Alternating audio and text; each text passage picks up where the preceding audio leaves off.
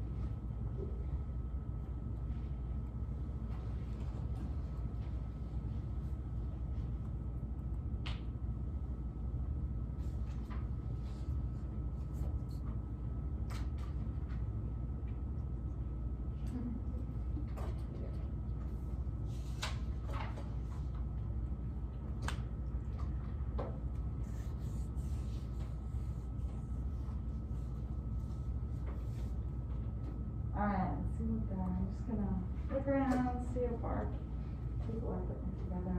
And you'll notice on this handout, they did the numerical, they just start at the bottom, they number the sigmas. Notice how when you get to a pi molecular orbital, the lowest pi one is called 1. So they separate out sigma and pi in terms of that numerical designation.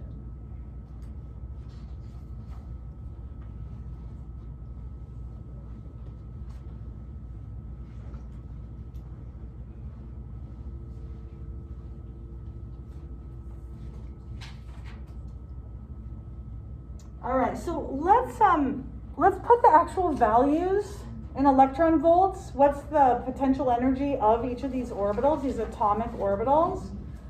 So let's see, carbon, what's the 2s energy of the 2s atomic orbital? Negative 19.4. Okay, negative 19.4, this is an EV. And the 2p? Negative 10.6. 10.6? Yep. Okay, thank you. All right, so we kind of go, all right, gauge that, and now we look at what oxygen is. Okay, so what is the 2s? Negative 32.3. Okay, minus 32.3 EV, and? Negative 15.8. Okay, minus 15.8 EV. Okay. So here we sort of get a feel for what's going on. And we can see, like, if we just look at the original energies, we've got minus 10, 11-ish, minus 19. And so this 2p orbital here is showing up kind of halfway in between, really. So its energy is definitely, and I'm just talking energy-wise, I'm not talking about like symmetry of how the orbitals are actually going to overlap and all that. But energy-wise, which is relevant with how these atomic orbitals mix together, there's some definite similarity. It's pretty close to both of those. And then this one, so 19, is close to 20. This is way down, another 12 EV, 12, 13 EV lower. So this is actually much lower than what I'm showing here. I'm pretty confined here in a horizontal space. It'd be cool to like turn this whiteboard vertically, but in any case, but this is definitely lower in energy. And these are some of the things we're going to be thinking about in terms of what do the resulting MOs look like? What are their energies?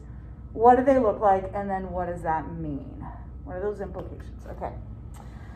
So, but we do have this general idea of we have a 2s orbital that has a certain symmetry, meaning positive wave function, it's Garada, 2s orbital, positive wave function, Garada. Those overlap. Yes, their energies are different. whoops, different this way. But they're still going to overlap and create these bonding and antibonding sigma orbitals. But they're not going to be symmetrical. Like we've seen these beautiful, perfect, oval, symmetrical orbitals, no longer. Okay, this is going to look a little bit different. So, when we consider, we're still going to get bonding and antibonding, and also the bonding is presumably it's more stable than where we started, so it's going to be lower than minus 32. So we do want to draw that lower. Here's our sigma. And then our antibonding is going to be a little bit higher than this one. So I do want to at least bring it up a teeny bit. Okay, and there's our, and we'll just talk, because we're still thinking bonding, antibonding, that's okay. It's not on ours. On this worksheet, it's lower. Yeah, I'm not surprised. And if you look at another textbook, it'll be higher, and you look at another textbook and it'll be the same. Oh, okay. It's, honestly, it's crazy making. Like yeah, and like, yeah, there's other ones I've seen different on, anyway, sorry. I don't mean that to be confusing, but it is confusing, and I'm talking, pick up 3 different textbooks and the order will be different. Like, the order of these will be relatively different from the atomic orbitals that originate, but the order that you see here is always the same relative to each other, if that makes sense. So, yeah. But thanks for pointing that out, because that is important to point out. And in fact, I don't think this came from your textbook, so I'll be curious to look at the one out in the hearth and see what that is. By the way, reminds me, the textbook hard copy is in the hearth. Electronic copy is available free online with that link that I gave you. And I do have a PDF, so if you ever want to come by and I can transfer the PDF to your computer or whatever, that is available to you. So if you want, if the PDF is more helpful for you or something. So, okay. It would make my life easier to have that lower, because then I have more room up here, but that's okay. All right. Let's just look at these for a moment, okay? So we have this sigma molecular orbital that is closer in energy to the originating 2s from the oxygen. And so that is going to influence the shape of this molecular orbital. So whenever we consider, all right, which molecular orbital, should rephrase that, which atomic orbital is closer in energy and more similar to, therefore, the molecular orbital we're looking at. And that will help guide you in terms of what this molecular orbital looks like. So, what I mean by that is, if here's our carbon, here's our oxygen, and this molecular orbital is closer in energy to this oxygen 2s atomic orbital, we would expect, and we do see this, that this is going to be lopsided, where this molecular orbital has more electron density over on the oxygen side. It is more like the original atomic orbital. It is totally mixing with our 2s from the carbon. So we are going to end up with some electron density over around the carbon atom, but mostly over here.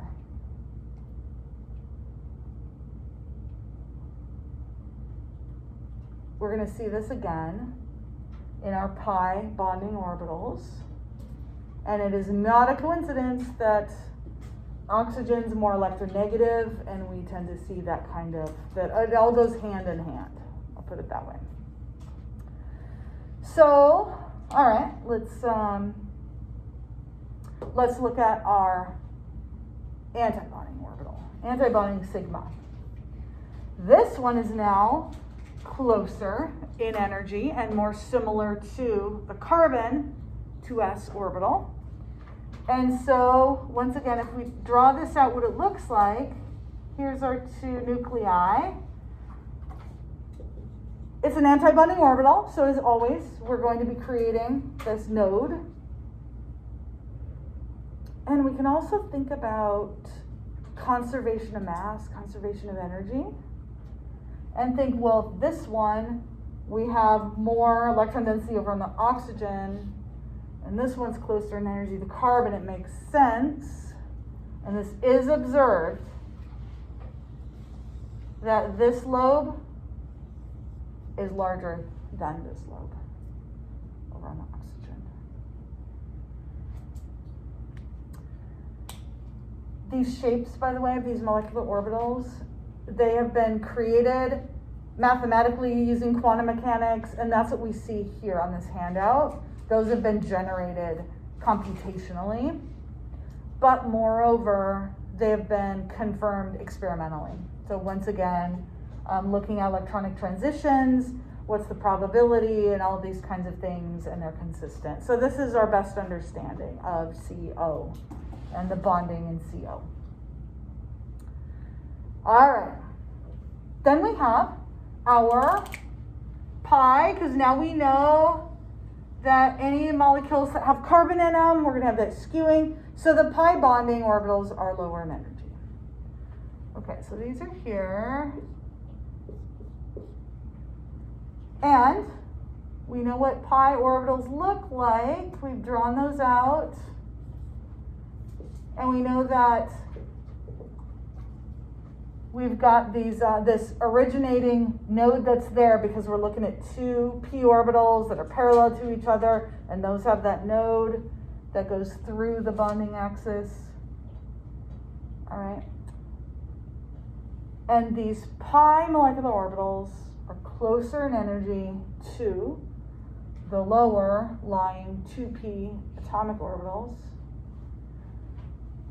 So similar to what we saw down here, we see that instead of having this be a symmetrical blob here, that there's more electron density on the oxygen side. More electron density on the oxygen side. Not perfectly symmetrical. Let's see. Make it a little bit bigger.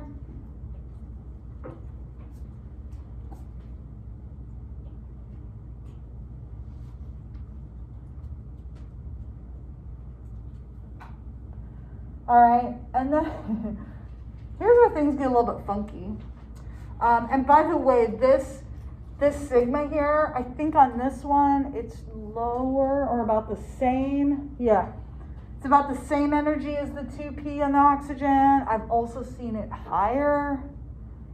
So somewhere in here is our sigma.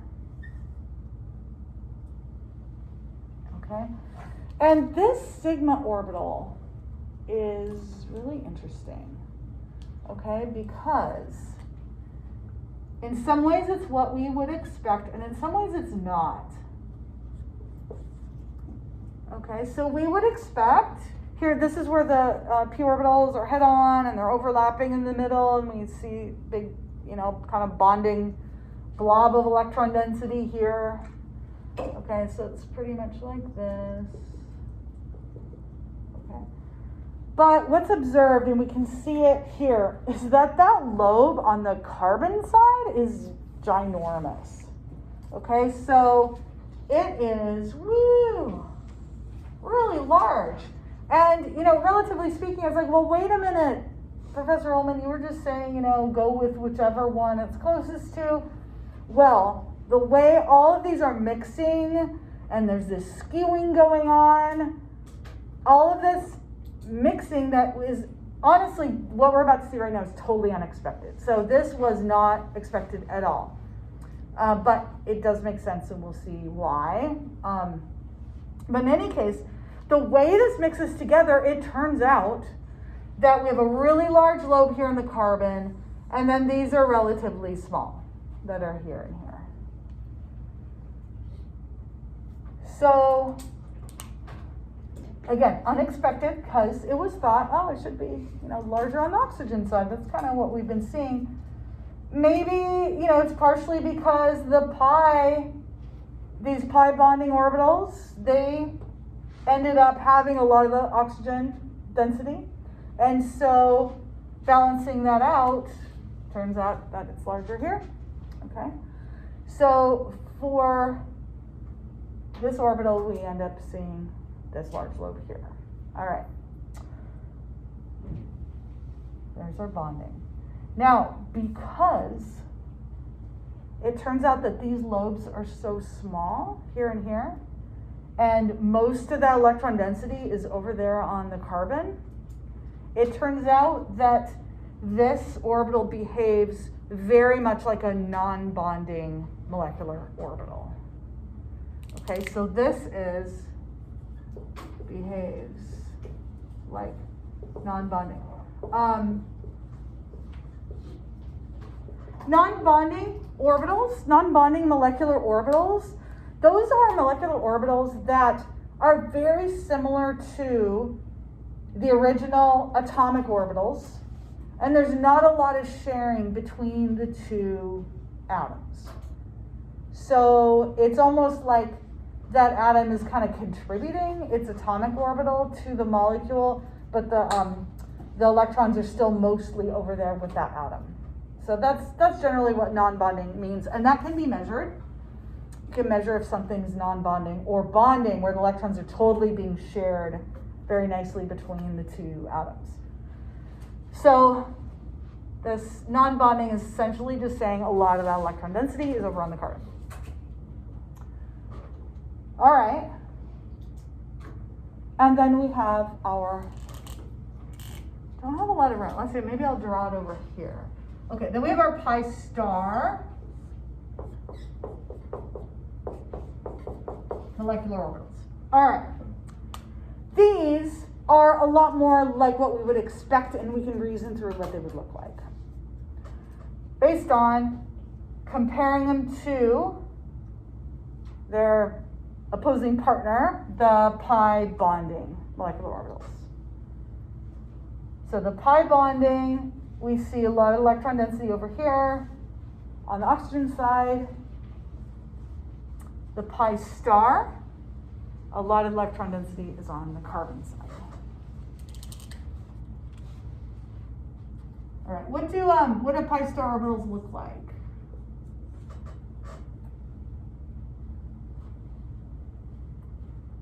We have that node, and what else do we have? They look like clover.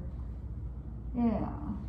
So we have this node here, and then we've got that additional node down the center that contributes to there being those 4 lobes. But not going to be symmetrical.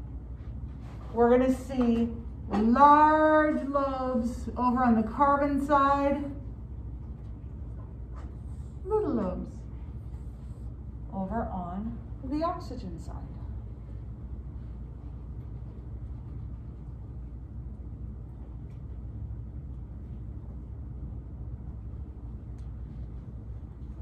Okay. And then the sigma star one. This one doesn't contribute much to bonding or anything. All right, so, and it's just kind of equal. You can see the picture of what it looks like. We're just like, all right, we see these different blobs that we would expect, and so, and their shapes differ. They don't really affect much. I feel like these are fairly similar. They're shaped a little bit different. And honestly, as I said, these don't contribute much to the bonding or to anything, so half the time I don't even remember what they look like beyond the general shape. But the subtleties of which lobe is bigger doesn't affect what we see much, so. Okay. Yeah, maybe that, I drew that a little bit bigger. Okay. All right, so let's put in electrons. So put in all the electrons that are there, and then let's think about what that means and what CO is like as a ligand.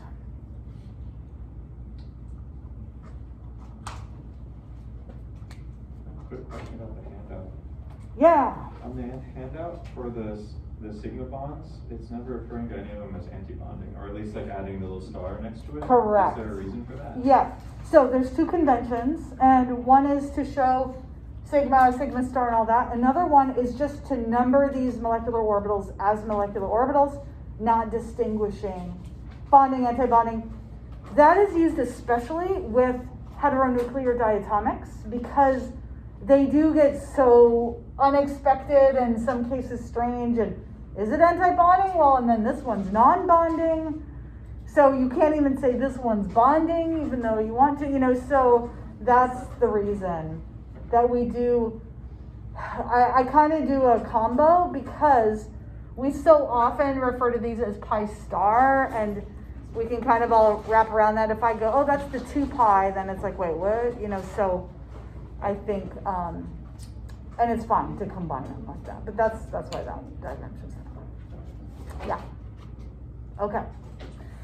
So let's see. We had electrons filling up through which molecular orbital?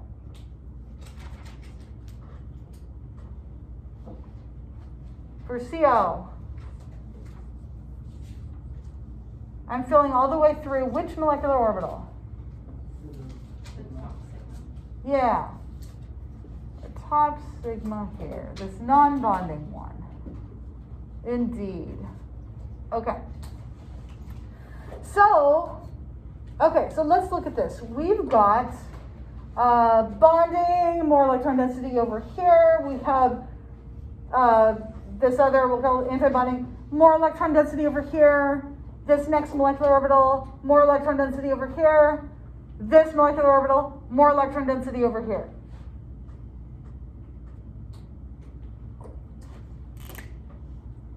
We've done this before. I want to do this right now. Where we have compared the Lewis dot structure to the MO diagram. Okay, triple bond. See, it gets weird because I just said, well, it's been shown experimentally this is non-bonding. Wait, so does that mean we throw it out of that equation? So that's where it's just kind of odd. So let's not worry about the triple bond and this. It is a strong bond. That is confirmed. It's a triple bond. No problem there. But what I want to look at is I want you to think about electronegativity and what we would expect for a dipole moment. Okay, so dipole moment. What is dipole moment? What does that mean? If I were to have an arrow, like an arrow, which points towards the more electronegative element. yeah, so or if you have a polar molecule, yeah, towards the more, which is usually the most electronegative, it's pointing towards the side of the molecule that has more electron density. And so we're always looking at electronegativity when we're doing this. Okay. So oxygen, second most electronegative element on the periodic table. It has on the Pauling scale, its electronegativity is 3.5. What's the electronegativity of carbon? Do you remember from OChem? 2.4, I don't know, something. Okay, so we have a decent difference there. At least a difference of 1. Okay, so that view would make us go, oh yeah, no problem, we have a dipole moment here. Guess what? And now we can see it, and it's like, oh, that totally makes sense. The dipole moment of CO, first off, it's almost 0. This is almost nonpolar. But, in fact, it's like, little tiny. I think it's 0.1. Points towards the friggin' carbon. And this is why. Especially that. This big blob, okay? This contributes. This is a antibonding, antibonding orbital, lots of electron density over on this side. And there's electrons there. There are electrons there. And then these, sure, we totally have electron density over here on the oxygen side. But it's just enough to balance out all of that electron density that's over here. So this is another place that molecular orbital theory really shines. It can show anomalies, it can explain things that we wouldn't expect. And once again, in Gen Chem textbooks, you might even ask, like, oh, show the dipole moment, you know, when you're first using dipole moment, and it would make sense to say that. And it's almost to the point where you don't want to say, well, actually, you know, because then that can get confusing. So, but now we know. Now we know. Okay, so first there's that. And then there is how can CO interact with metals and bond to metals. And this is also where we can look at this and go, okay, metals, electropositive, non-metals, electronegative, and then they bond together, and you know, there's electrostatic forces and things like that. So it is really tempting to take something like a metal like iron and then look at CO and go, oh yeah, oxygen. So imagining that CO bonds the oxygen end towards the metal. But that is never the case. CO always bonds with the carbon at the metal. And right here, we're seeing exactly why that is. Okay, so let's see.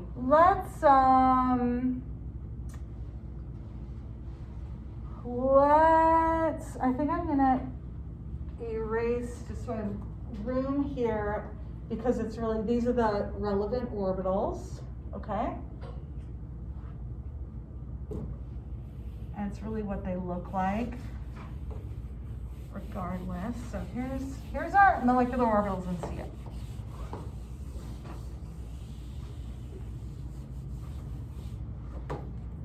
And let's look at iron. I mentioned iron just sort of randomly. Let's go with that. Okay. So let's say we've got this iron carbonyl compound, and so our CO is bonding to it. And if we're just drawing this, you know, sort of stick figure kind of way, you know, we might do it like this.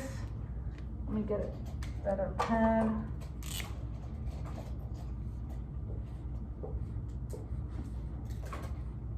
So we're just sketching this out, okay? And we could even include that triple bond if we wanted, and we could show that iron carbonyl bond. And yeah, there's a bunch of other ligands here, you know. If this is octahedral, there's other ligands, but let's just focus on this one, this metal carbonyl ligand. Okay. So first off, we have seen again and again how lone pairs on nonmetals are bonding to metals. We haven't delved into that of, well, why is it, but it's sort of this Lewis acid base thing that's happening. So metals are behaving as Lewis acids, and then we have our Lewis base electron pair coming in. Okay, so that is totally happening here. And we can draw the lone pair on our Lewis structure here, but we can also say, oh yeah, this is happening with this orbital. Look at that. I mean, if you were going to have any kind of molecular orbital look like a lone pair, it's going to be like that. Tons of electron density over on the carbon side. Here's our carbon nucleus. So, yeah, we're going to create a sigma bond there with our iron. Okay, so that's happening. That's great. And if we were talking about something like aqua, if we were talking about the lone pair on oxygen coming in with an aqua ligand with a metal, we'd be done. We'd be like, woo, we just created our sigma bond with our lone pair, yay. But with CO, we have this other amazing creature, this amazing molecular orbital that's just sitting there. It's empty. Okay, let's draw it on here. Big lobes, woo, on the carbon side. Big lobes on the carbon side. And in terms of symmetry, plus, minus, that's great, okay. All right, with iron is a transition metal. All transition metals have d orbitals, and they have d orbitals that will fall in the plane, the same plane as this empty pi star orbital. Should probably put this on here. All right, pi star. Empty pi star. And the d orbitals, those are getting filled for transition metals. So as we go across, we have more and more electrons going in there. And metals are electropositive. They tend to lose electrons. But they could also maybe not necessarily, ionization energy, that's when you're fully ejecting an electron completely out of an atom. But you can also stabilize metals by moving electrons away from them intramolecularly. So within the molecule, if that iron can get rid of electron density, like, hey, CO, ooh, want some of this? Then that can overall stabilize the molecule. And that is exactly what happens. So the iron has electron, we have 6, going, and then depending on the oxidation number, maybe there's 5, but anyway, this can dump electron density. I'll put this arrow all the way into there. Dump electron density into empty pi star orbitals. So not only do we have a sigma bond, but we've created a pi bond here. Okay, this act of a metal pushing electron density into the pi star orbitals, into any molecule. CO is a quintessential molecule, but it's not the only one. NO does it. Your homework assignment has NO. O2 even can do it. O2 has a couple electrons in there, but it's not full, so it can still accept some more. So any of these diatomics that have some space in the pi star orbitals can undergo this. This is called backbonding. Okay, this term, backbonding, is the act of a metal dumping electron density into the pi star orbitals of a diatomic ligand.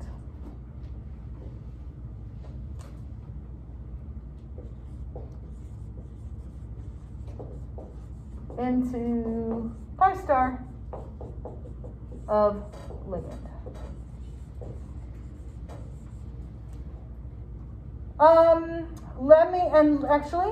This isn't generic enough.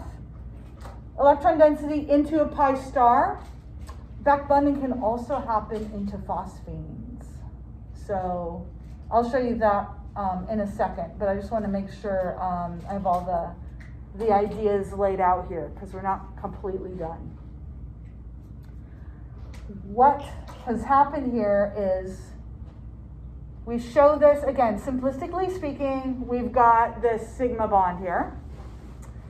We have a triple bond here if we're looking at the CO molecule. Okay, but what does this actually look like? What is the strength of this bond between the iron and the carbon? Is it just a single bond now? Is it a little bit more? A little bit more. It's a little bit more. Is it a full double bond? Probably not. But we have definitely added some electron density into the pi system. And so I would say better if you're going to draw this and try to depict it in a kind of a Lewis dot-ish kind of way, I would actually go, okay, we've got some electron density there. Okay. Now, meanwhile, we have put electron density into pi star orbitals. Pi star, they are destabilizing. They are antibonding, destabilizing. Destabilizing, weakening the bond. So when CO's floating around by itself, triple bond, very strong bond. Bonds to iron, electron density goes into these unstable orbitals. No longer is this triple. This, we could depict in this kind of hand wavy Lewis dot kind of way that we have weakened this triple bond. So this right here, this is the result of backbonding. This is what we see.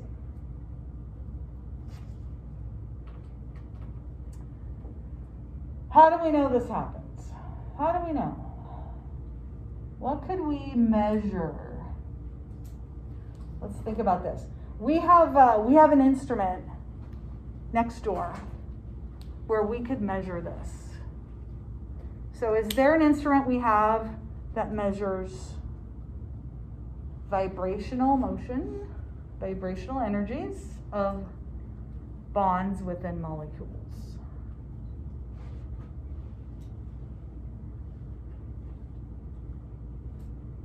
What are all the, let's name all the instruments we can think of. In 305, our instrument room. What are all the instruments? I heard something about Count Chocula, right? There's a bomb calorimeter. Okay, what else is in there? There's a fluorescence spectrometer. Indeed. Quite lovely. There's a what?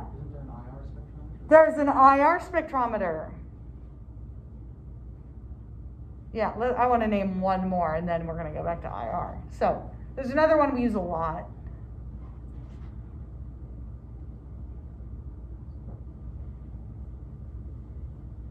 Instead of measuring fluorescence, we're measuring absorption.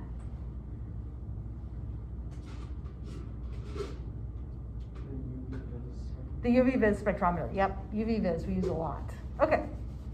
So yeah, and there's more, but there's a GCMS and all this stuff. Okay. So, infrared spectrometry. So, our infrared IR spectrometer that can measure the energy of vibrations. So, stronger bonds are going to have higher energy. Okay, and we can, and you've done this, I think you've done this in OChem. You've taken IR spectra in OChem? Yay, okay. And you've looked at carbonyl bands, I'm sure. Those are really nice. They're pretty large peaks and things like that. Okay. And we can do that with CO. And then we can bond CO to metals, and we can see the shift in the IR spectrum. And specifically, we look at that CO stretch. So the way we look at that, so stretching frequency, nu. You also have rocking is with rho. There's different designations for the type of vibrational motion. We are going to only be looking, in this class, we're going to be focusing on stretching.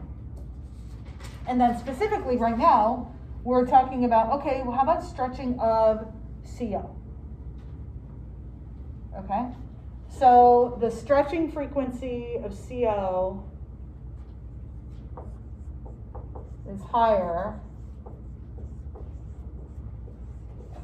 for a CO molecule Okay, that's where we have our triple bond.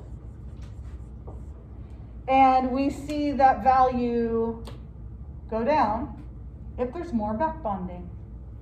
So we can compare the extent of back bonding between different metals, between different compounds, maybe depending on what the other ligands are, and things like that, depending on that stretching frequency that we measure and observe.